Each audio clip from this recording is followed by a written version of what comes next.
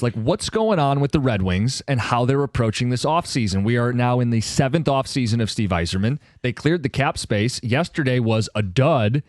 And you have questions, and I wish I could give you answers. I can't make sense of what's going on right now. And I am also of the realization, because I like to say it, let it play out. Like, what is the next steps? Because every day that you go, other guys get signed, other guys get traded, and your options become less and less, or your options become more expensive. Right, and for a guy who's been hesitant to pay market prices, I don't have confidence they're going to have some epic offseason here at a time where they quite frankly critically need one. This isn't year 1, 2, 3, 4, or 5 of the rebuild. They've gotten close to the postseason and have stalled out. And what is their general manager going to do to push this forward? And it can't just be cross my fingers and wait for the kids. But I don't want to sound like an Yzerbot. I want to give him enough time, grace, this offseason. And maybe it's today, maybe it's later. Maybe they have something in the works, because we're trying to read tea leaves. All signs pointed to, and Doug Karsh even said it, felt like something big was going to happen. Yeah, but he said at the deadline too. You created this cap space. I felt like you had to create it for a reason. And I don't know. All of these guys, the 4 that they signed yesterday, 2 forwards, 2 defensemen. I don't want to say that they're not going to contribute. I just don't think they're going to contribute enough for us to go from a team out of the playoffs into the playoffs. The thing I'd like to stress to people is Steve Yzerman is not a victim. I've seen a lot of comments. What do you want him to do? Who do you want him to get? He's in his 7th year. Okay, I take issue with that because he's not a victim. Right. And the thing is like, who would have thought Pudge Rodriguez would have triggered the Tigers rebuild? They overpaid him. They gave him term. Something had to change. That kick-started everything. And I think Yzerman is so stubborn, he only thinks there's one way to do this. I do. It's like Doctor Strange when he said one way. But there are other ways to do this. That's my point with the Tigers thing with Pudge. But the result is we're in hockey purgatory. We're not in the McKenna sweepstakes. We're not at the start of a rebuild where you get all the time in the world to gut this and do it right. And we're not a contender, nor do we see moves that push us towards being a contender. No one's saying it's got to be done overnight. He's been given plenty of time. He is not a victim in all of this. And in fact, I think he is victimizing the fans of Hockeytown, who have given him ample time to do something. Like, you are preying on your name at that point because no one else would be given this latitude. You are taking advantage of your status. And that's sad. That's sad because this fan base is going to give you another year and another year and another year. And I wonder when we get fed up. And I know "we" is a loaded word because some already are. And we've put the number out. 248-539-9797. We want you to make sense of this. If you're the Yzerbot and you can make sense of it and you know hockey, let us know. If you feel like you follow this, you feel like you know hockey and it's not adding up and you're mad and you're upset, let us know. 248-539-9797. Let's get to Patrick. You're on 97.1. Yeah, hey, guys. I just want to talk 2 things. First off, I think 2 of the defensemen we signed yesterday, I think they're just AHL depth, so don't expect much out of them. I think the moves yesterday were simply to try to raise the floor of the team. When you look at last year, the bottom 6, there's no scoring whatsoever. So hopefully James Van Riemsdyk can give us a couple goals here and there, more than Tarasenko at least.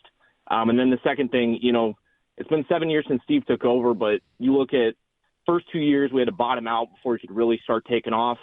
And honestly, if you look at, the last couple of years of Holland, what are we missing right now? We're missing, 1 top 4D and 1 top 6 winger. If we took Bouchard or Hughes in Holland's draft instead of Zadina, I mean, that's one hole right there, and then you're even closer. So I don't think we're far off as people think, but it almost feels like an Al Avila situation where the pieces are there for the future, but until somebody comes in and really pushes over the hump, that's when things are really going to turn well, kind of like the Tigers are doing right now. So the James Van Riemsdyk, people pointed out he may be a better fit for this roster, and he's cheaper than Tarasenko. And I see the vision. Third line, right? 1 year, third line, and a little power play too. Fine. Yeah. I don't know if he's significantly better. They're both 30-point players from a year ago, but why are you shedding the Tarasenko space if you're not really going to use it? I mean, do we need to save more money on the cap? For what purpose? No, I agree. He needs to use it. I 100% agree. But The problem I see is look at the Keandre Miller deal. What did Carolina pay? It was a first, a second, and a young player, potential top 4 defenseman, right? Yeah. The problem is we don't have the assets to give up in terms of ready now players that these teams trying to shed good players want. It's like you said, we're kind of in purgatory, and it's kind of hard to say where we need to go from here. But if you fill one of the holes of top 4 defenseman or top 6 winger, well, next season you fill the other hole, and then you have the kids in the pipeline to support it going forward. Right. So, appreciate the phone call, Patrick. We got to get to Nick and Macomb. Nick, you're on 97.1. Hey, good morning, gentlemen. So if you look at everything that happened yesterday, and Gavrikov is the one that I really wanted. Outside of that, it's a giant crapshoot out there on the free agent market. Keandre Miller is a bench rod if you look at his defensive metrics, and I don't want that for 8 years at $8 million. It's time for the youth movement. If we need to throw a bag at Nikolai Ehlers, if not, you need to bring up Danielson. You need to give ASP a shot at some point this season. Brandon Nygaard looks like he has an NHL-ready game. This has been a 7 to 10 year rebuild, and that's, Mickey Redmond said that at the beginning, and we're in year 7. So it's time to let the kids come up. I think guys like Comfer and Kopp have kind of been blocking some of these kids from getting that development. And I see the vision behind it. You were hoping that those guys could get you into, a 7 or 8 seed, and then you're bringing kids into a winning organization so they don't have to learn how to be NHL players also while learning how to win. If you look at the Buffalo Sabres, how many guys have they ruined doing that? But we've got the cap space. Go get a Rasmus Anderson. Go get a Bowen Byram. Make them an offer they can't refuse. And it's time to fill that, left D spot on the top line.